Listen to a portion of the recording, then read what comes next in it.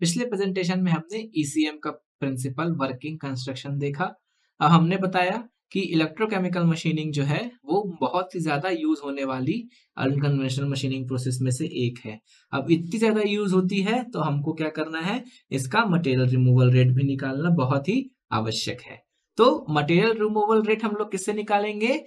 फराडेज law of electrolysis. Faraday ने क्या कहा, जो मास रिमूव होगा वो किसके बराबर होगा? Mass removal is proportional to charge. जितना भी चार्ज उसमें फ्लो होगा उतना ही मास क्या होगा? रिमूव होगा। अब अपने को पता है करंट क्या होता है। Current I is equal to क्या होता है? Charge upon charge per unit time. Charge upon time होता है करंट। तो चार्ज को अपन लोग क्या लिख सकते हैं? I इंटू टी लिख सकते हैं। तो mass is equal to is proportional to I T. ये हो गया, ठीक है। अब इसमें प्रोपोर्शनलिटी साइन हटा के अपने को इक्वल टू साइन चाहिए, तो एक कांस्टेंट लगाना पड़ेगा। तो एक कांस्टेंट अपन ने लगा दिया जेड आई टी। जेड क्या है? Electrochemical equivalent. जेड क्या है? Electrochemical equivalent. आई क्या है? Current. And T is the time for which it is flowing. And M क्या है? Mass remove, amount of substance removed in mass, मतलब KG में अगर बात करें या ग्राम से बात करें। वॉल्यूमेट्रिक मास नहीं है ये, केजी वाला मास है। ओके। उसके बाद अब z इज इक्वल टू क्या होता है, इसको अपन लोग बना ले। z इज इक्वल टू क्या होता है?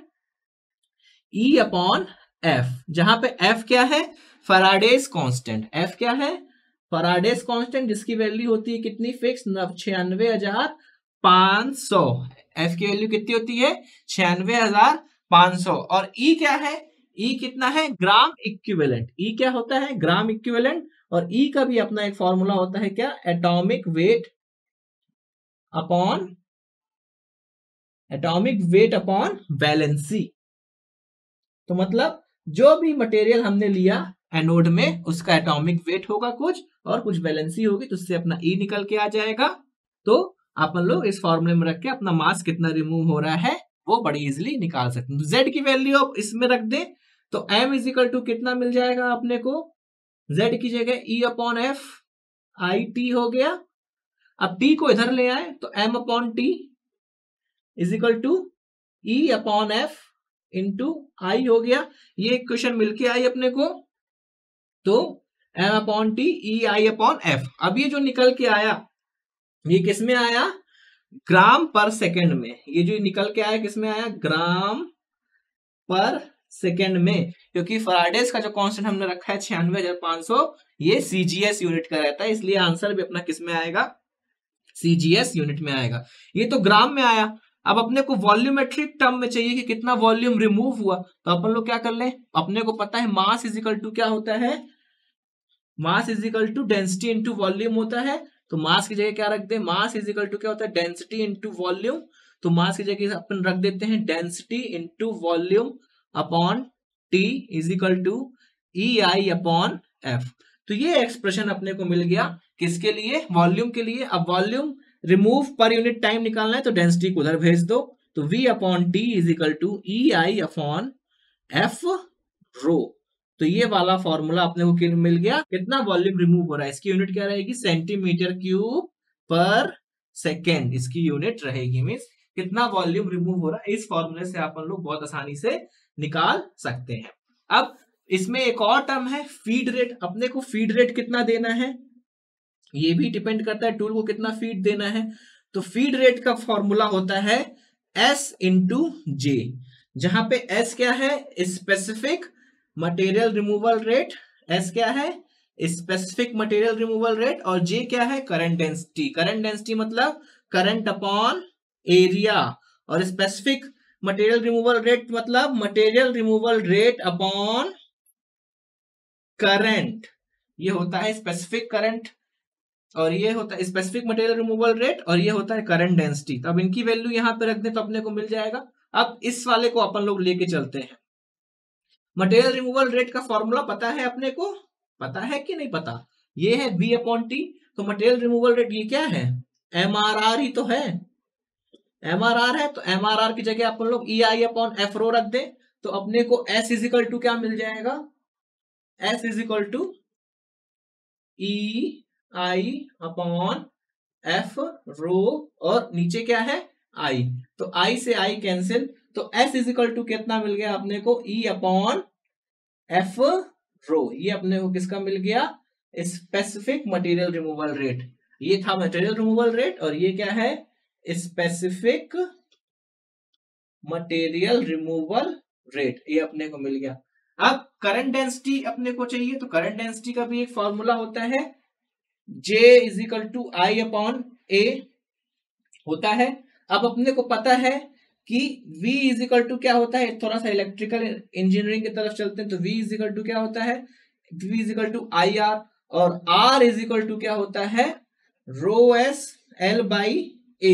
यहाँ पे ए क्या है एरिया, एल क्या है लेंथ, और रो एस क्या है रेजिस्टिविटी। थोड़ा सा अपन लोग 12th की तरफ पढ़ रहे हैं, 12th में ये सारी चीजें अपन लोग बहुत अच्छे से पढ़ चुके हैं।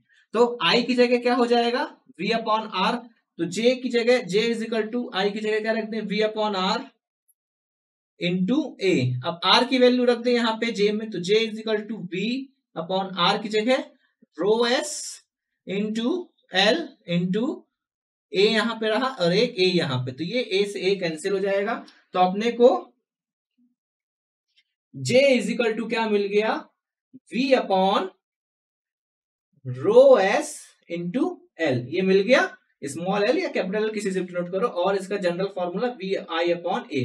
तो ये अपने को करंट डेंसिटी का फॉर्मूला मिल गया यहां से J का। तो यहाँ पे अपने को सारे फॉर्मूले मिल चुके हैं। उसके बाद अब एक बार सारे फॉर्मूले देखें, एक बार सारे फॉर्मूले लिख लें यहाँ पे। मटेरियल रिमूवल रेट कितना है, अगर ग्राम पर सेकेंड में चाहिए मटेरियल रिमूवल रेट का, तो फॉर्मूला कितना है, ई आई अपॉन एफ। अगर मटेरियल रिमूवल रेट अपने को चाहिए किसमें, mm क्यूब या सेंटीमीटर क्यूब पर सेकेंड में, तो कितना है वॉल्यूमेट्रिक टर्म में, E I upon F rho. Feed rate is equal to कितना होता है, S into J, S is equal to कितना होता है, ई अपॉन एफ रो। सब फॉर्मूले निकाल चुका हूं, एक बार रिवाइज करा रहा हूं। उसके बाद J इज इक्वल टू क्या होता है, I upon A is equal to V upon rho S into L, ये हो गया। अब देखिए करंट डेंसिटी, मैंने बताया था करंट डेंसिटी जब मैं ECM पढ़ा रहा था, तो मैंने बताया था current density is inversely proportional to the gap between the electron and work piece. तो L क्या है, वही गैप को दर्शा रहा है, दोनों के बीच में गैप कितना है, ठीक है। तो यहां से वो प्रूफ भी हो गया।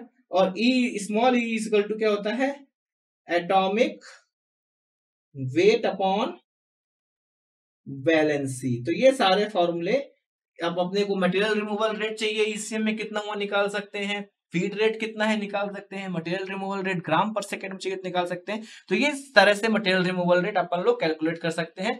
क्यों जरूरी है, क्योंकि ये most widely used unconventional process है ECM, इसलिए इसका मटेरियल रिमूवल रेट भी अपने को पता होना चाहिए। इसके क्वेश्चन भी बनते हैं आपके यूनिवर्सिटी एग्जाम में भी और गेट के एग्जाम में भी इसके क्वेश्चन आपको मिलेंगे। तो इसी एनालिसिस से आप लोग सारे कैलकुलेशंस कर सकते हैं। I hope you would understand it. Thanks for paying your attention.